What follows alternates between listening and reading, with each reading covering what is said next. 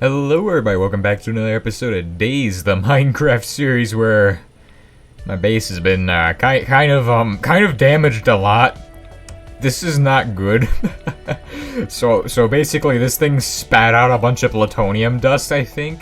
Yeah, it was probably something about like 500 plutonium, somewhere between 200 and 500 plutonium dust. I don't know how much fell on the ground, but it all fell on the ground.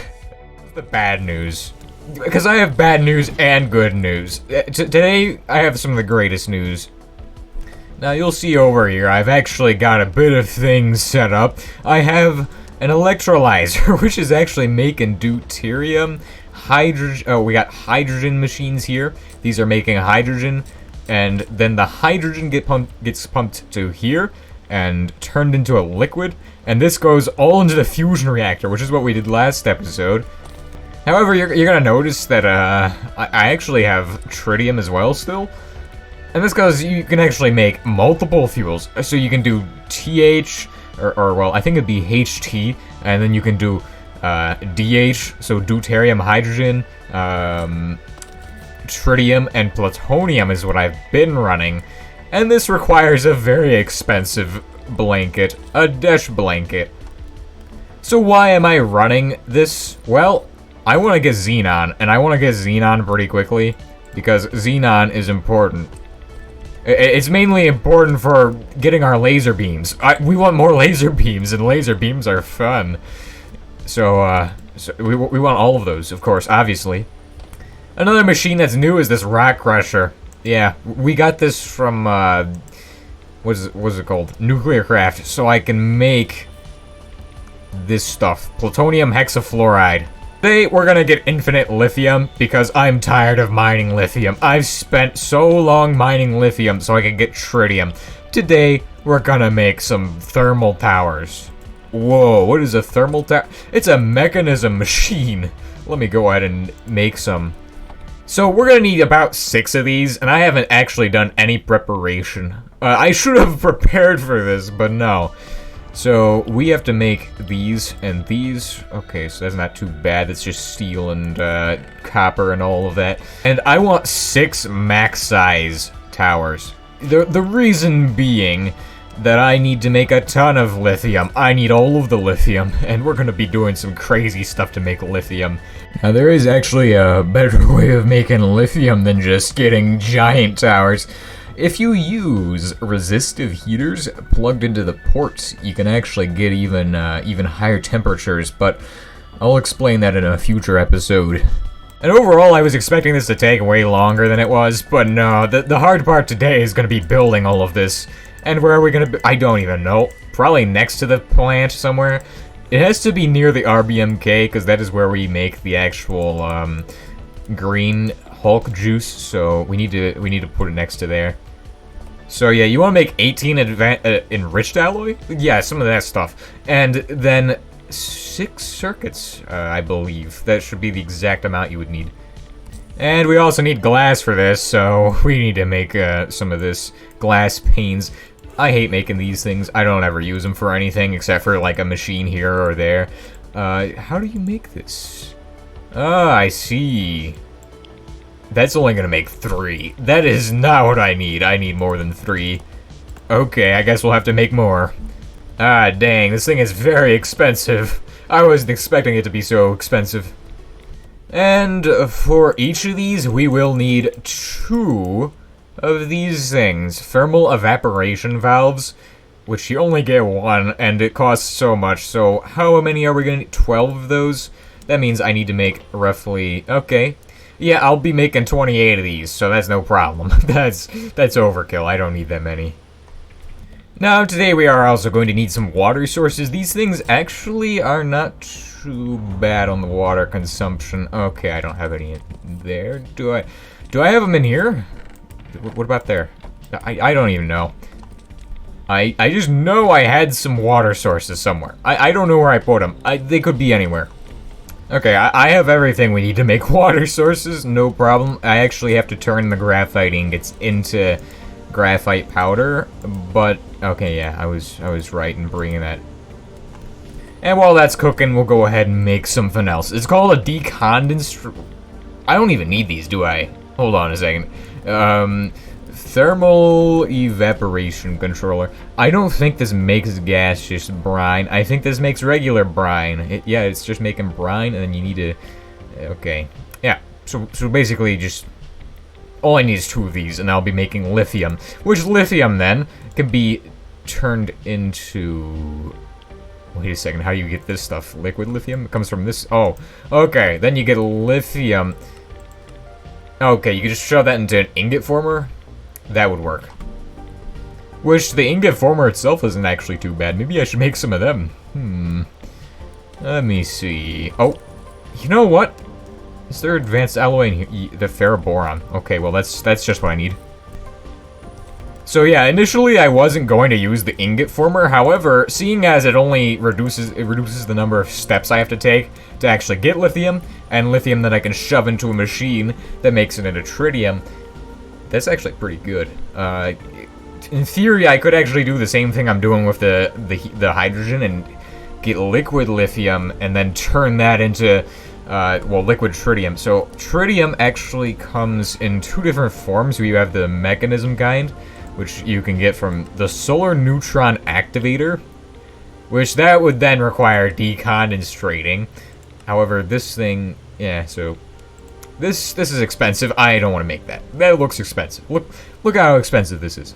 It's requiring so much diamond stuff and stuff that I don't even have. HDPE is plastic basically, and well, I have none of that. Now, technically, the actual what is it called? Ingot former doesn't actually take energy, so we're saving energy on this. Okay, I say we go chemical crystallizer, even though I don't want to have to make more of these because I don't have any resources for that. I am all out of graphite, basically, and I could not make 3 more of those. Maybe I could do 2 more. I don't think that I... Do I need 2 more? I don't know how many I need. Okay, then. I am going to go ahead and make the ingot former. However, I only have enough for, like, 1 of these. Holy crap, I'm doing bad. I need more coal. I actually have more graphite dust. I could... No, I can't. I can't make another one. What am I saying? I just need more coal dust, honestly. And I don't have any coal in here. See, I don't have any coal, and I've been waiting to make some more. Because our processing plant still has sulfuric acid in it. Maybe I should get 2 ore acidizers in the future. Well, actually, we're almost out, so hopefully this plutonium drains in like 3 more ores. Okay, we're going to be making some more graphite. I just went down over to the old computer area and just got some of this stuff. The surprising thing is that this actually is not expensive at all. In fact, this is like the cheapest nuclear craft machine I've ever made. Honestly, ingot former, best machine ever. The only problem is that it's gonna be painfully slow knowing nuclear craft. It's like the slowest machines on planet Earth. Obscenely slow. I don't know what to say. This actually went pretty quick. I don't even have any upgrades in this thing, and it's actually going fast. Maybe this is going to be the fastest machine on planet Earth. I'll even put upgrades in it, too. I'll make those. Because the funny thing is, although the nuclear craft machines are slow, the actual upgrades are pretty cheap, so, I mean, I guess they have that going, so... And here we go. I got an achievement for that. That's amazing. So I'm gonna have to get rid of this nice little artwork I made. I mean, it looks nice, but it doesn't matter if it looks nice. Functionality is all that matters. Oh, this is set to vein mining? Oh, that's a problem. I didn't want to get rid of all of this. I mean, I just wanted to get rid of this nasty looking part that just curves around the bag. I mean, it looks nice. Certainly does look nice, but kinda has to go. I guess there is one good thing that comes out of this, and it's that we can feed the fluorite factory with this stuff. So, hey, yeah, I'm not wasting any more diorite on buildings. I'm just turning into fluorite. So the actual reactor is right beneath here. In fact, I don't know if it has its rod in. I think I need to check that. And it is, okay. So this is where we're going to put our melters, because that just makes sense to do that. Now, if you've never actually made one of these machines for mekanism, these are actually very, very painfully slow, depending on your biome, so I would recommend just going to a desert and building them there. However, if for some reason you want to build in not a desert because maybe you don't like deserts or something, then, well, I get solar panels, I guess. I mean, the solar panels are way too expensive, honestly. But because we're in a desert, we get a nice advantage, that these things can be, like, turbo mode. So just like all of the other multi-blocks throughout this series, these things are actually not too bad to build. They're basically like a smeltery, except... And once they're done, they actually do a nice little particle effect. But so basically, you want 2 of what are these called? Thermal evaporation valves. You want 2 of those, and as you can see, this thing is loading up with water, and it's producing brine, which is where we get our wonderful lithium from. Then, the brine is going to go into another one directly next to this. So we're going to have a valve on the next one over here. Now, this is the smallest size you can make these, and that also means they're the least effective size you can make them. So don't make them this small. We're going to make them taller later on. I just want to get this so I can show you all what it's doing. As you can see, it's just pulsating with liquid, and it's going into here, producing the lithium, which is going to go to the ingot formers. Alright, so I got these producing about 1 millibucket per tick, but I probably need to build them bigger. Honestly, this is roughly 3 millibuckets per tick for each one of these producing. And this one's kind of running out of water.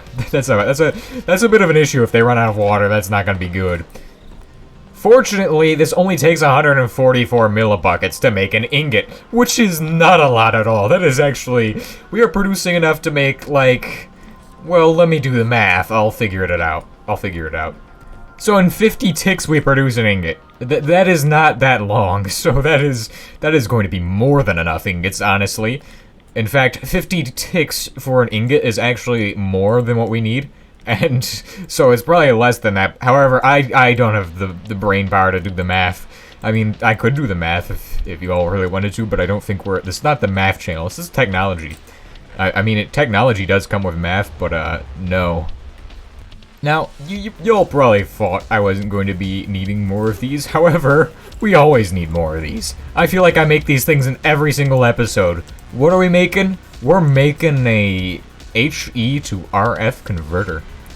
So basically, what the actual thing we're making is going to do is it's going to allow us to tap into our HE power grid and convert that into RF. And we've pretty much done this a million times, so I think you all should know this by now. Of course, I know a lot of you are new here, so yeah. If this is your first episode, then yeah, this is what this thing does. I guess I should start by setting up where we're actually going to be piping to. So we're going to be piping from the ingot formers, which are going to go up here somewhere. I don't know where they're going to go. Somewhere up here, probably. Okay, so I got all this stuff laid out, and now what we need to do is actually get energy up to there. And I think we're going to do something like this. It should just tap straight out of the turbines. As you can see, the ingot formers are actually already running. Wait, does not require energy? What? Oh, it's magic. Okay, I don't even need any of this. What am I doing? Now we are producing too much lithium, because I think I may have overcalculated how much we're going to need. So we're producing more than enough lithium now to make tons of tritium. If for some reason you decide to do this on your own, then what you should do is crush the lithium into lithium powder. And then put the lithium powder in, because lithium powder is just better than lithium ingots. It only costs 1.4 or 1.2k, so it's just quicker to do that. So I guess it is the moment you all been waiting for, me to run the actual thing, and usually I don't leave the RBMK on, but I don't really care about water supply. So as you can see, we got some plutonium hexafluoride in there. What we're gonna do is we're gonna switch this on, which loads this thing with energy around 10 giga HE, which is a lot. That is 4 times that in RF is how much it is, okay? And, oh, this thing is on? That explains a lot. That explains why I didn't have as much power in the turbines as I was expecting. I have to remember to turn this thing off, otherwise I'm gonna run out of energy to run it. This is a problem. And of course, anytime we leave here, I have to recharge the plasma heater, but this is fine. In the long run, a giga HE isn't that much of energy for us, because we have fusion now. So just turn that thing on. Boom. We're making plasma, plutonium, tritium. Alright, it's loaded, firing. And as you can see, it's going to consume all of our water, which deuterium hydrogen or tritium deuterium don't actually do that anymore for me. So because I have enough water supply, which I'm using Buildcraft pumps for, because that is just too good. Now, if you're wondering how much xenon I've collected so far, I've collected 4 pieces of it. I've also collected 74 ionized particles, so I've been running this thing quite a bit, and I need to run it even more so I can get 9 pieces. So, if you all have enjoyed today's episode, then please consider liking and subscribing. If you have any comments, questions, or suggestions, leave them down below. I'll see you all next time, and goodbye.